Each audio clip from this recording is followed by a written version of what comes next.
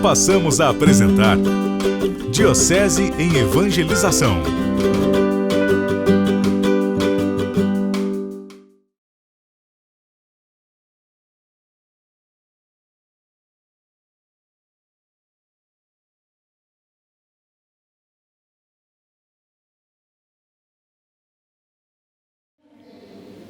Bom, nós estamos aqui em Casa Branca, no lar Irmão Roberto, na capela onde tudo iniciou.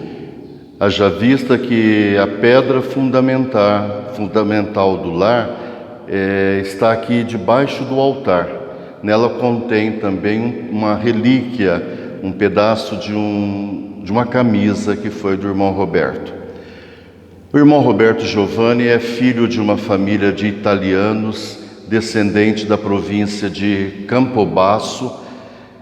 Seus pais, Severina Padula e Pascoal Giovanni, eram muito religiosos e nesta leva de imigrantes para o Brasil, eles também vieram e chegaram na cidade de Rio Claro. Seu pai era alfaiate e também representante do corpo consular italiano. A família do Irmão Roberto era composta de 13 irmãos, sendo o nosso venerável Irmão Roberto o quinto dos filhos de Pascoal e Severina Padula. Dizia o Irmão Roberto para nós que a sua infância não foi assim cheia de grandes coisas. Foi uma infância normal, só que o Irmão Roberto se destacava muito pela sua religiosidade, que desde pequeno se espelhava no seu pai, Pascoal Giovanni, que era presidente da Conferência Vicentina de São Vicente de Paulo. E ele foi vendo todo esse trabalho de caridade que os vicentinos faziam, isso foi despertando nele um interesse também pelos pobres. Mas voltando um pouco à sua infância, ele foi um menino muito aplicado na escola, trabalhou em cartório e gostava demais de assistir o Gordo e o Magro e Carlitos. E gostava muito quando chegava a época das férias, que ele ia para a casa dos seus padrinhos de batismo, na cidade de Tirapina. E lá ele gostava muito de jogar bola na rua com os primos, com a meninada da rua, e ele foi um bom centroavante depois. O Irmão Roberto teve uma infância então normal como os outros meninos. Mas o que mais ressaltamos na vida dele foi a sua religiosidade, com a catequese, com os trabalhos, como dizia, que o seu pai e os outros conferencistas de São Vicente de Paulo faziam, e isso despertou muito a sua ajuda e a preocupação para com os menos favorecidos. Tanto é que já vou até dar um salto que outros deverão falar. Isso foi tão importante na vida dele que ele se preocupou demais com um amigo, já na sua adolescência, que contraiu a tuberculose. Esse amigo chamava-se Isaac Lopes. E esse Isaac era de uma família assim, simples, e ele era arrimo de família. E ele contraiu uma tuberculose e a família não tinha os meios adequados financeiros para o tratamento. E isso mexeu muito com o Irmão Roberto, que dava metade do seu salário para que a família pudesse comprar os alimentos e também os remédios necessários para a obra.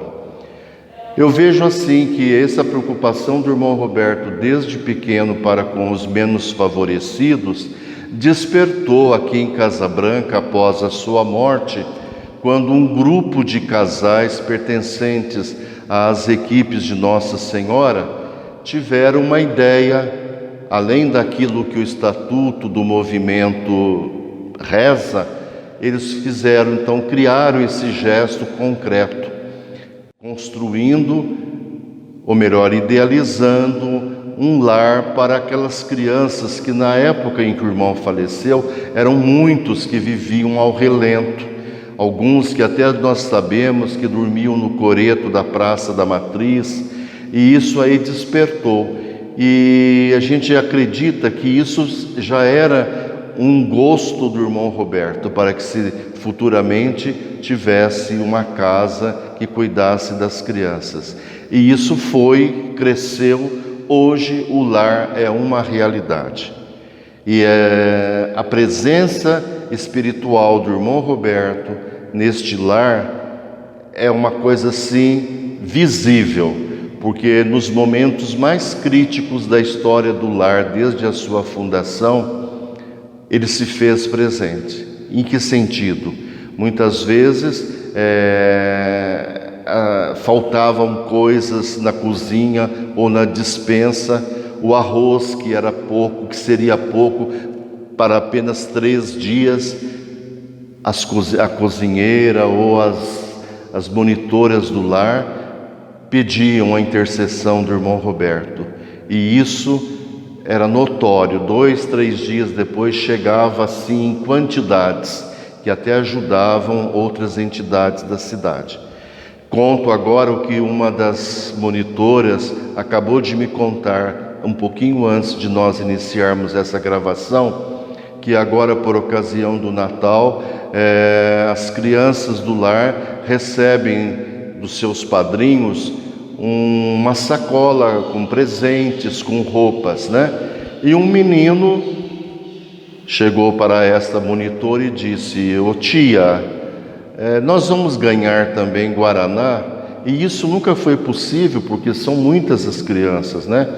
E uma moça, que nós nem sabemos direito quem esteve aqui no lar e disse o seguinte: "Nós gostaríamos, eu e minha mãe, de fazer um donativo para as crianças agora do lar." E a monitora até disse: "Olha, está tudo já certo, nós não vamos fazer festa por causa da pandemia, as crianças já estão com as sacolas todas prontas para serem entregues." Mas a moça insistiu: "Eu gostaria de colaborar com alguma coisa."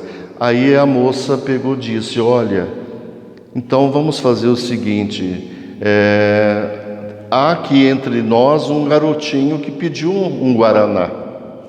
E como se não bastasse, no dia seguinte, essa doação chegou em quase 200 litros de guaraná para as crianças do lar. Então a gente vê assim a presença do irmão Roberto, é sentida, porque ele, quando não tinha o que doar para os pobres, eu sou testemunha disso, as lágrimas desciam de seus olhos, porque ele sentia a dor daquela pessoa, daquela criança que não tinha, e ele gostaria de fazer mais. Mas ele está intercedendo até hoje, e é visível, repito, a sua intercessão, e graças a Deus não nos falta nada aqui no lar, irmão Roberto.